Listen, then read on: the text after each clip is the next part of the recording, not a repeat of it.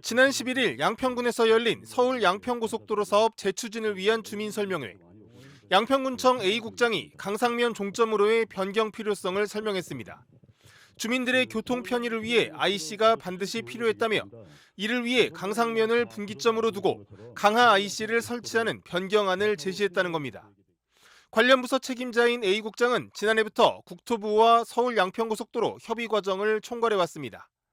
지난해 7월 양평군은 원안인 양서면 종점안을 비롯해 강하면 종점안, 강상면 종점안 등 3개의 대안을 제시했는데 A국장이 담당 국장으로서 전 과정을 맡기도 했습니다.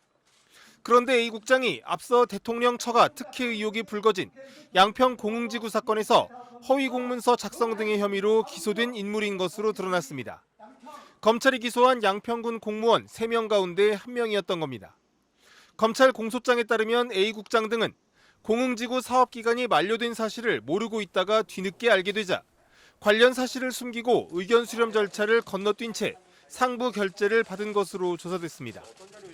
공흥지구 시행사인 대통령 처가가 운영하는 부동산 업체 ESIND에 허가된 기간이 2014년 11월까지였는데 이를 2년 가까이 지나서야 알게 되자 실시계획 인가 등의 절차를 생략하기 위해 공문서 조작을 공모했다는 겁니다. 다시 절차를 밟으면 준공을 앞둔 아파트 입주 예정자들이 민원을 넣을 수 있고 시행기간 만료 후 진행된 사업이라는 점에서 위법 시비가 일 수도 있다는 점 때문이었습니다.